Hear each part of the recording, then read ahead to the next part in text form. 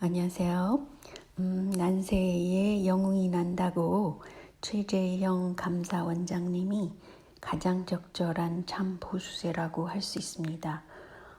어떻게 그런 분이 한국의 리더격으로 일을 할 수 있을 것 같은 생각이 드네요. 그렇지만 한국의 지도자가 된다는 것은 과거의 한국, 현재의 모습, 미래까지도 어느 정도는 잘 이해해야 되고요. 그리고 또한 한국 내의 문제가 아니라 주변국, 또 북한과의 관계 이런 것까지 모두 이해할 수 있고 거기서 결정을 내리는 사람이어야 한다고 봅니다. 근데 역사적으로 제가 요새 이제 역사에 푹 빠져서 굉장히 공부를 열심히 했는데요. 그래서 거기에서 배운 점이라는 것은 물론 고조선의 동이족이 이제 중국에서 세운 나라가 은나라였고요. 은나라라는 건 고조선의 제후국이었다고 그럽니다. 그리고 은나라가 바로 황하 문명의 주역이었고 때문에 고조선으로부터 청동기를 가지고 이동했었다고 그럽니다. 그래서 이제 농사법을 전파하고 청동기도 전파하고 이랬는데 이 지도에서 보면은 흥미로운 것이 바로 이 오른쪽에는 지금 현재 한국이 있고요. 그 다음에 이 건너편에 은나라 도읍지가 있었다고 그래요. 흥미롭죠. 그런데 그뿐만이 아니라 그 이후에 원나라가 됐었잖아요. 원나라 당시에는 워낙 그 싸움을 잘하는 그런 나라였기 때문에 그런지 이 남송처럼 굉장히 위축된 그 곳이 중국이었다고 볼 수 있어요. 그리고 원나라는 몽골 쪽이잖아요. 그 거대한 땅을 가지고 있었다는 것이죠. 그런데 이제 고려사 그리고 조선 왕조실록 거기서 말하는 그 조선의 국경선은 바로 지금 두만강이 아니었다고 그래요. 거기보다 더 윗부분. 그래서 두만강 북쪽 700리 그리고 이 왼쪽으로는 심양시 그쪽까지도 이렇게 넓어졌다는 것이죠. 그래서 이런 역사를 꼭 아셔야 되는데 이덕일 씨가 정말 대단한 역사가라고 생각합니다. 이런 분의 역사를 중심으로 해서 어떤 정리가 잘 됐으면 좋겠어요. 그런데 이제 현재에 들어와서 트럼프를 집권하는 것을 너무 싫어한 것이 미국 민주당 쪽 브레진스키였다고 그랬잖아요. 제가 지난번 동영상에서. 그런데 트럼프는 북미 간의 종전선언을 하려고 그랬지만 일본이 너무 반대를 했고 그 일본의 배우는 사사카와 재단 극우 재단이 있었고 그런 게 있어요. 그런데 그래서 전 세계가 이렇게 돌아가는 것을 어떤 지도자가 되려면 이해를 해야 된다는 것이죠. 그렇다고 그 한국 쪽에서 무조건 일본이 나쁜 놈이다 이럴 것이 아니라 일본의 배후 세력은 또 제국주의적인 세력이었어요. 그리고 이 세력이 또한 유럽 쪽의 그 제국주의 세력과 연관되고 이렇습니다. 그리고 종교적으로는 여기서 사사카와가 예수교였어요. 때문에 그 현재 카톨릭과도 또 연관이 된 문제가 있는 것이죠. 좀 복잡하지만 그렇습니다. 그런데 보시면은 그러니까 한반도를 갈라놓은 것도 세계 자본력이라는 것을 제가 말씀드렸는데 중국도 마찬가지였어요. 마오 세력과 장개석 세력을 국공합작을 시키느냐 마느냐 이것을 결정하는 것은 미국의 정치권 그 배경에는 미국의 자본력 또 세계의 자본력이 있었다는 것이죠.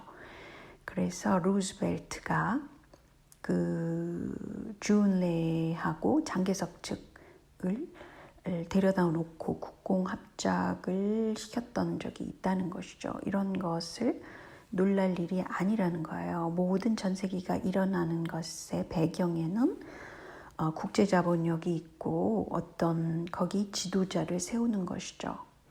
그 세계화 세력은 북한에도 굉장히 많이 침투돼 있었어요. 그래서 북한이 공산당으로서 그렇게 활동할 수 있는 것은 세계화 세력이기도 합니다. 그래서 공산당이니까 나쁘고 북은 나쁘고 이렇게 감정적으로 대하시면 안 된다는 것이죠. 냉정하게 팩트를 이해하셔야 된다는 것이죠. 그래서 북한도 일루미나티의 상징인 류경 호텔에 그런 상징물이 있고요. 또 과학기술 전당에는 이렇게 일루미나티 세력을 상징하는 상징물이 있다는 것이죠. 이것은 중공에 있는 것과 마찬가지입니다.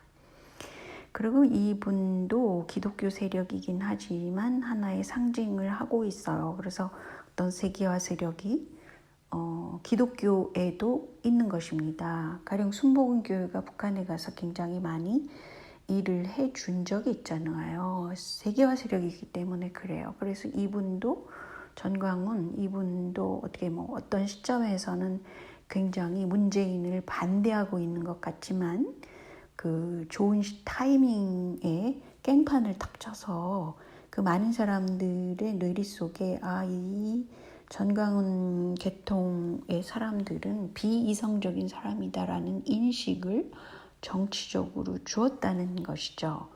저는 이 전광훈 목사님의 세력이 강하게 될수록 더 많은 세력들이 모일 기회를 잃을 수도 있다는 것입니다. 그래서 현재는 대형 교회를 세우고 싶어요, 이 사람이. 그래서 그것을 현 정부가 어느 정도 들어줬다고 생각을 해요. 그런 상황이 있고요.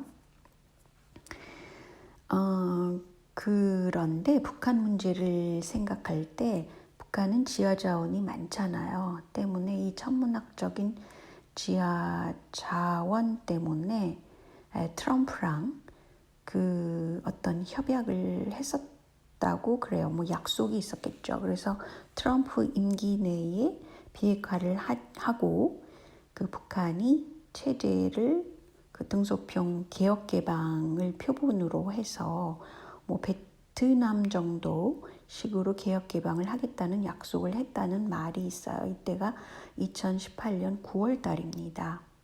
그래서 앞으로 이제 지금 부정선거 논란이 미국에 있잖아요. 그것이 이제 트럼프 쪽으로 하면 북한과 미국은 굉장한 많은 진전이 있을 것 같아요.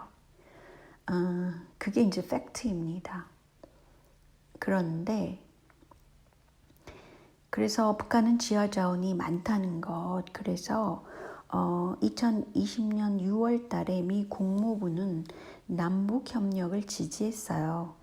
그래서 비핵화 진전을 어떻게 보조를 해달라, 남북이 협력을 해서.